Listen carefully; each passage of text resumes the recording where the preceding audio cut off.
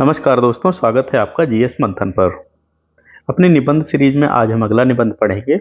नवाचार और आत्मनिर्भर भारत, तकनीक, संस्कृति, विकास की नई दिशा। यह करंट से संबंधित भी हो सकता है और आत्मनिर्भर भारत जैसे एक अभियान चल रहा है उससे संबंधित भी हो सकता है। सरकार की योजनाओं से संबंधित निबंध भी हो सकता है। ऐसे निबंध बहुत ज़्यादा पूछे जाते हैं क्योंकि इसमें भारत को एक समग्र रूप से देखा जाता है, उसके बारे में इसमें लिखना होता है। यह निबंध आपके UPSC, PSC, RO, BPSC, RPSC, MPSC यानी जो भी आपके निबंध से संबंधित जिनमें चीज़ें आती हैं उन सब के लिए महत्वपूर्ण है। कई लोगों ने एक प्रश्न पूछा है, आज भी किसी ने पूछा था कि आरओ में निबंध 600 शब्द का आता है, आप थोड़ा बड़ा क्यों पढ़ाते हो। देखो, अगर मैं फिर से बता रहा हूँ, केवल 600 शब्द का पढ़ाऊंगा तो लिखते लिखते आप उसको 400 का ही रखोगे। मान लेते हैं मैं जब बड़ा पढ़ाता हूँ तो उसमें कुछ ज़्यादा फैक्ट पढ़ा देता हूँ। जब मैं ज़्यादा फैक्ट पढ़ाया हूँ उसमें से कम फैक्ट निकालना आपके लिए आसान है। मान लो कुछ और चीज़ भी उसमें एक पूछ ली गई, मैं यहाँ चुनौती पढ़ाना बंद कर दूँ एक निबंध में और वहाँ चुनौतियाँ भी पूछ ली गई, तो कैसे लिखोगे आप। इसलिए थोड़ा तो ज़्यादा पढ़ाना पड़ेगा ना। दूसरे, आप में यहाँ 600 का आता है, यहाँ 1000 का आता है, कहीं 800 का आता है, कहीं 1100 का आता है। फिर उसके लिए क्या आप दोबारा निबंध पढ़ने चलोगे। तैयारी तो आपको ऐसे करनी है। आप सब शर्ट पहनते हो ना, तो शर्ट में दर्जी क्या करता है, बटन लगाने के लिए इधर एक कट देता है, सबकी शर्ट में होता है। यदि वो कट जो है केवल बटन की साइज का ही दे तो कभी शर्ट बंद होगा। थोड़ा बड़ा बनाता है ना, काज उसको शायद बोलते हैं, थोड़ा बड़ा बनाता है ना, थोड़ा बड़ा बनाता है तभी वो शर्ट सही से बटन बंद होती है आपकी।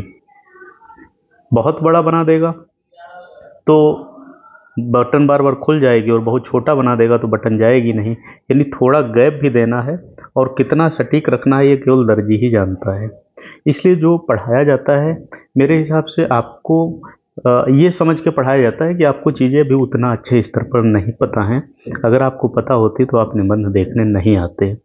उस हिसाब से पढ़ाया जाता है। यदि आपको सब ज्ञान है, चीज़ें आप समझ रहे हो, तो आप और विषयों की तैयारी करो, फिर आप निबंध वगैरह मत देखो। मतलब जो विषय आपका तैयार हो गया उसको फिर आप मत पढ़ो। अभी एक सवाल हो सकता है और उठे कि आप हेडिंग में क्यों पढ़ाते हैं। देखिए, पहले मैं हेडिंग में पढ़ाता था, बीच में मैं बिना हेडिंग पढ़ाना बंद कर दिया आप लोगों के कहने पर। अब मैं फिर हेडिंग में पढ़ाता हूँ, वो भी आपके कहने पर। हेडिंग में पढ़ाने का फ़ायदा ये होता है, अगर मैं मान लो 8 हेडिंग पढ़ा रहा हूँ तो यानी 8 टॉपिक उसमें मैं जोड़ रहा हूँ। जब आप निबंध लिखने चलेंगे बिना हेडिंग का, अगर आपको वो हेडिंग ही याद आती रहेंगी, उनके बारे में आप लिखते जाओगे तो भी तो आपका अच्छे से लिख जाएगा निबंध। और मैं ऐसे किताब जैसा यदि पढ़ा दूँ, कोई हेडिंग न डालूँ, कुछ न डालूँ, पढ़ता चला जाऊँ, तो इससे कोई मतलब तो नहीं है ना। आपका समय खराब होगा, आप उसमें कुछ सीख थोड़े ही पाओगे। तो इस चीज़ को समझो आप। और आप अधिकारी बनने जा रहे हो मेरे हिसाब से, यदि आप इन परीक्षाओं में किसी भी परीक्षा की आप तैयारी कर रहे हो और मेंस लिख रहे हो, तो आप एक बहुत अच्छी परीक्षा पास करने वाले हो, यानी बहुत अच्छे पद के अधिकारी बनने वाले हो आप। तो आप बहुत सारी चीज़ें तो खुद समझते भी हो, ये मुझे जहाँ तक लगता है। देखिए, पढ़ाने का तरीका एक तो यूट्यूब पर होता है जो आम चलता आ रहा है, आते हैं 2-4 स्लाइड लेके और पढ़ा के चले जाते हैं। और एक पढ़ाने का तरीका होता है कि आपको जड़ से सही करना है, यानी न्यू पहले बनाना है। आप अगर ये सीख गए ना, इनमें से कोई भी परीक्षा हो, मैं वादा करता हूँ निबंध के मामले में आपका पेपर अच्छा होगा। बस आप मेरी क्लास को लगातार देखते रहना। देखो, ये अक्सर ये कमेंट पता है कौन लोग करते हैं, जो केवल ज़्यादातर पीडीएफ देखते हैं। अब पीडीएफ जब देखेंगे तो पीडीएफ में क्या होता है, पीडीएफ में उन्होंने देखा अरे ये तो 3 पेज का है, ये तो 5 पेज का है। फिर उन्हें लगा कि इतना मैं क्यों लिखूं। यदि उन्होंने क्लास बराबर देखी होती तो मैं जहाँ जो ज़रूरत होता है वो समझाता रहता हूँ, तो उसका भी उनको लाभ मिलता। इसलिए आप क्लास ज़रूर देखा करें और तैयारी अच्छे से करें। निबंध लिखने में सबसे पहले वही टॉपिक लेंगे जो 60 से 70% तक चीज़ें जिसमें हमें आती होंगी। इससे क्या होगा कि आपकी वाक्य रचना अच्छी होगी। 3 खंड में लिखेंगे निबंध, प्रस्तावना, मुख्य भाग और निष्कर्ष में। प्रस्तावना में लिखते हैं निबंध किस बारे में है, मतलब उसमें क्या हमें बताना है। मुख्य भाग हमारा मुख्य निबंध रहता है जिसमें हम सामाजिक आर्थिक पहलू रखेंगे, चुनौतियाँ, लाभ, हानि रखेंगे। निष्कर्ष हमारा मुख्य भाग का निचोड़ होता है। बार बार निबंध में मुद्दों को दोहराते नहीं हैं, ऐसा नहीं करेंगे कि एक ही पॉइंट को बार बार लिखते जा रहे हैं। तथ्य घटनाएं सही लिखेंगे। घटना हम तभी लिखेंगे जब हमें आती होगी, कोई हम गलत घटना उसमें नहीं लिखेंगे। भाषा शैली हमारी प्रभावी होनी चाहिए, यानी किसी एक सरकार के लिए, किसी एक समाज के लिए झुक के नहीं लिखते हैं। क्लास को पूरा देखिएगा जिससे कि आप वो सवाल पूछें जो जायज़ हैं, क्योंकि काफ़ी चीज़ें मैं क्लास में क्लियर कर देता हूँ जो पीडीएफ में नहीं हो पाती हैं। पीडीएफ केवल एक अभ्यास के लिए पत्र है, इससे ज़्यादा कुछ नहीं। अपने निबंध को हमें टॉपिक के बाहर नहीं ले जाना है, जो हमें पूछा गया है हमसे टॉपिक उसी के अंदर निबंध रखना है। सूक्तियों का प्रयोग करना है, अच्छी बात है, निबंध प्रभावी होता है, लेकिन आवश्यकता के अनुसार सूक्तियाँ ही रखनी है, ज़्यादा नहीं। मतलब ऐसा ना हो कि हम कोटेशन ही भरते जा रहे हैं। चैनल पर पहली बार आए हैं तो सब्सक्राइब करिएगा, जिससे कि मेंस की तैयारी में समस्या ना आए। अब हम इस निबंध में आते हैं। मैं आपको एक बात पहले बता देता हूँ, इस निबंध को मैंने हेडिंग के माध्यम से पढ़ाया है, लेकिन आपको परीक्षा में कोई भी हेडिंग, कोई भी पॉइंट नहीं डालना है। ये हेडिंग मैं केवल समझाने के लिए आपको डाला हूँ, जिससे कि आप समझ जाओ कि कहाँ क्या लिखना है। केवल सीधे लिखे लिखे पाठ में आप नहीं समझ पाओगे, आप कितने भी अच्छी आपने प्रैक्टिस कर रखी हो, लेकिन जब आप निबंध लिखने चलोगे तो आपको थोड़ा दिक्कत आएगी। टॉपिक है हमारा नवाचार और आत्मनिर्भर भारत, तकनीकी, संस्कृति और विकास की नई दिशा। अब देखो, हेडिंग में नहीं लिखना, ये बात पीडीएफ में मैंने कहीं नहीं लिखी है, इसके लिए तो क्लास ही देखना पड़ेगा ना। सबसे पहले देखते हैं प्रस्तावना। किसी भी निबंध में सबसे पहले प्रस्तावना लिखते हैं, ये हेडिंग नहीं डालेंगे। भारत जो है आज दुनिया की सबसे तेजी से उभरती अर्थव्यवस्थाओं में से एक है। यहाँ परंपरा और आधुनिकता का संगम मिलता है। बीते कुछ वर्षों में भारत ने तकनीक, विज्ञान, नवाचार और आत्मनिर्भरता जैसे क्षेत्र में उल्लेखनीय प्रगति की है। आत्मनिर्भर भारत का विचार केवल आर्थिक स्वावलंबन तक सीमित नहीं है, बल्कि यह सांस्कृतिक पहचान, तकनीकी आत्मनिर्भरता और वैश्विक नेतृत्व की ओर बढ़ने का संकल्प है। नवाचार इस प्रक्रिया का सबसे महत्वपूर्ण आधार है। हमने क्या किया, प्रस्तावना में आत्मनिर्भर भारत पर लिख दिया, नवाचार पर लिख दिया और थोड़ा इसके बारे में सम्मिलित रूप बता दिया। अब हम लिखते हैं अपना मुख्य भाग। मुख्य भाग हेडिंग नहीं पड़ेगी, ये भी हेडिंग नहीं पड़ेगी। नवाचार का महत्व हेडिंग नहीं पड़ेगी, बस मैंने आपको समझाने के लिए बताया है। नवाचार केवल नए आविष्कार तक सीमित नहीं है, यह सोचने के नए तरीके, काम करने की नई शैली और समस्याओं का आधुनिक समाधान है। भारत जैसे विशाल और विविधता वाले देश में नवाचार ही वह साधन है जिससे गरीबी, शिक्षा, स्वास्थ्य, पर्यावरण जैसी चुनौतियों का समाधान संभव है। फिर आत्मनिर्भर भारत का स्वरूप क्या है? प्रधानमंत्री नरेंद्र मोदी ने 2020 में आत्मनिर्भर भारत अभियान की घोषणा की थी। मान लो आपको ये सन न याद रहे तो इसको न लिखिएगा।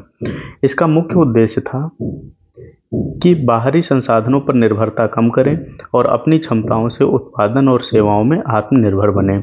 यह केवल आर्थिक पहल ही नहीं, बल्कि सांस्कृतिक और सामाजिक दृष्टि से भी महत्वपूर्ण है। आत्मनिर्भर भारत का आधार 5 स्तंभों पर रखा गया है: अर्थव्यवस्था, बुनियादी ढांचा, प्रणाली, जनसांख्यिकी और मांग। ये हमारी 5 जो है बुनियादी चीज़ें हैं। ऐसे ही आपका जीएस का क्लास कराया जाता है, जिसमें आपको पूरी चीज़ें पढ़ाई जाती हैं। यदि आपको जीएस समझ में नहीं आ रही है तो आप चैनल सब्सक्राइब करिएगा, यहाँ आपको उसमें भी लाभ मिलेगा। तकनीक और नवाचार की भूमिका, ये क्या है? देखो, पहला है डिजिटल इंडिया। ये भी हेडिंग नहीं डालेंगे, ये भी हेडिंग नहीं डालेंगे, ये एक नंबर भी नहीं लिखेंगे, बस आपको सीधे पैराग्राफ में लिखना रहेगा। 2025 में भारत के 90% से अधिक गांव डिजिटल सेवाओं से जुड़ चुके हैं। ऑनलाइन शिक्षा, डिजिटल भुगतान और ई गवर्नेंस ने आम आदमी के जीवन को सरल बनाया है। स्टार्टअप इंडिया, भारत आज दुनिया का तीसरा सबसे बड़ा स्टार्टअप इकोसिस्टम है। युवा उद्यमी नई तकनीक, ऐप्स और सेवाओं के माध्यम से आत्मनिर्भरता को बढ़ावा दे रहे हैं। कृत्रिम बुद्धिमत्ता और रोबोटिक्स, स्वास्थ्य, कृषि और उद्योग में एआई और रोबोटिक्स ने दक्षता और उत्पादकता में वृद्धि की है। हरित ऊर्जा नवाचार, मतलब सौर ऊर्जा और पवन ऊर्जा के क्षेत्र में भारत ने आत्मनिर्भरता हासिल की है। 2025 में भारत दुनिया का तीसरा सबसे बड़ा अक्षय ऊर्जा का उत्पादक है। ये एक बहुत महत्वपूर्ण लाइन है जिसमें 2025 का डाटा आप जोड़ रहे हैं। इसके बाद आगे क्या आता है? संस्कृति और आत्मनिर्भरता का संबंध है। हेडिंग नहीं डालेंगे। आत्मनिर्भर भारत केवल आधुनिक तकनीक पर ही आधारित है नहीं है, यह भारत का समृद्ध सांस्कृतिक धरोहर और परंपराओं से भी जुड़ा है।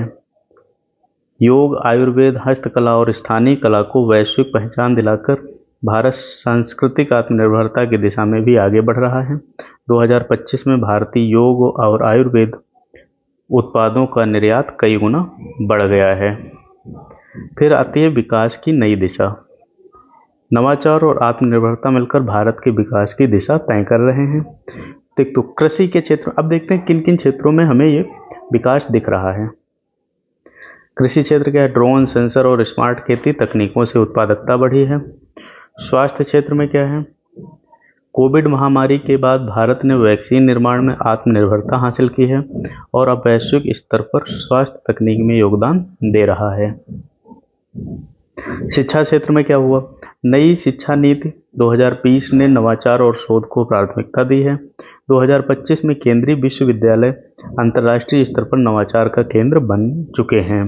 देखो, शिक्षा क्षेत्र हेडिंग नहीं पड़ेगी, ये पॉइंट रखा है, ये भी हेडिंग नहीं पड़ेगी, बस पैराग्राफ में आपको लिखते जाना है। रक्षा क्षेत्र में क्या है? मेक इन इंडिया के अंतर्गत भारत ने कई आधुनिक हथियार और रक्षा उपकरण स्वदेशी स्तर पर तैयार किए हैं। फिर 2025 की उपलब्धियां देखते हैं। क्या हेडिंग नहीं पड़ेगी, पैराग्राफ में लिखना है, पॉइंट नहीं पड़ेंगे, बस लिखते जाना है। भारत का जीडीपी $4 ट्रिलियन के पास पहुंच चुका है।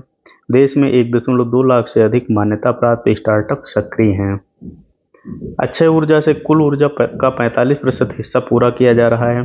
डिजिटल भुगतान में भारत दुनिया में सबसे पहले स्थान पर है और रक्षा क्षेत्र में भारत ने नया कीर्तिमान स्थापित किया है। अब लिखते हैं चुनौतियां क्या हैं। जैसे इसको अगर हम यह चल रहा है या देश में इससे संबंधित क्या चुनौतियां आती हैं। ग्रामीण क्षेत्रों में अभी भी नवाचार की पहुंच सीमित है। शोध और विकास पर खर्च बढ़ाने की आवश्यकता है। बेरोजगारी और कौशल की कमी नवाचार की गति को धीमा करती है। तकनीकी असमानता के कारण समाज में डिजिटल अंतराल दिखाई देता है। अब इसके समाधान और उपाय क्या होते हैं? तो ग्रामीण भारत को नवाचार से जोड़ना चाहिए। पहला समाधान तो इसका यह रहेगा, शिक्षा प्रणाली में नवाचार आधारित पाठ्यक्रम को बढ़ावा देना, शोध पर सरकारी और निजी निवेश बढ़ाना, स्थानीय उद्योगों और लघु व्यवसायों को डिजिटल और तकनीकी सहयोग देना। इसमें आप चाहो तो थोड़ा थोड़ा 2-2, 4-4 शब्द और लिख सकते हो। भविष्य की दिशा, यदि अब भविष्य की दिशा जैसे मैंने इसमें पढ़ा दिया, अब भविष्य की दिशा ऐसे तो जरूरत नहीं पड़ती, लेकिन मान लो आपका कुछ निबंध ऐसा आ जाए कि इसमें भविष्य से संबंधित क्या उम्मीदें की जा सकती हैं, फिर आप कहाँ से लाओगे वो चीज़। यदि भारत नवाचार और आत्मनिर्भरता की दिशा में निरंतर प्रयास करता रहा तो आने वाले वर्षों में भारत विश्व का तकनीकी और सांस्कृतिक केंद्र बन सकता है। युवाओं की ऊर्जा, तकनीकी का उपयोग और परंपराओं का सम्मान मिलकर भारत को वसुधैव कुटुंबकम की भावना के साथ विश्व का नेतृत्व दिला सकते हैं। अब हम अंत में निष्कर्ष लिखते हैं, उपसंहार। नवाचार और भारत, आत्मनिर्भर भारत केवल एक नारा नहीं है, बल्कि यह 21वीं सदी में भारत की पहचान है। तकनीकी प्रगति, सांस्कृतिक गौरव और सतत विकास का संगम ही भारत को श्रेष्ठ बनाएगा। 2025 का भारत इस बात का प्रमाण है कि जब कोई राष्ट्र नवाचार और आत्मनिर्भरता को जीवन का आधार बना लेता है तो वह न केवल आत्मनिर्भर होता है बल्कि विश्व को भी नई दिशा देता है। आत्मनिर्भरता केवल लक्ष्य नहीं बल्कि निरंतर यात्रा है जो नवाचार के सहारे भारत को विश्वगुरु बनाएगी। यह आपका निबंध है। अब आपको यदि नए हैं तो चैनल को सब्सक्राइब कर लीजिएगा और इसको 2-3 बार लिखकर जो है प्रैक्टिस करनी है। इसमें जितने हेडिंग पड़े हैं या पॉइंट हैं उनको हमें कहीं पेपर में नहीं लिखना है। हो सकता है यह निबंध आपकी ज़रूरत से थोड़ा बड़ा हो, लेकिन बड़ा इसीलिए है जिससे कि आप उसमें से अपने ज़रूरत भर के शब्द निकाल सको। बहुत छोटा होगा तो आप उतना नहीं कर पाओगे। और लोगों को शेयर करिए जिससे कि सबको लाभ मिले। कमेंट कर सकते हैं यदि आपको कोई निबंध समझ नहीं आया है, और यदि पहले के आपने नहीं देखी है सीरीज तो उसको देखिएगा, आपके काम बहुत आने वाली है। मिलते हैं अगली क्लास में। धन्यवाद।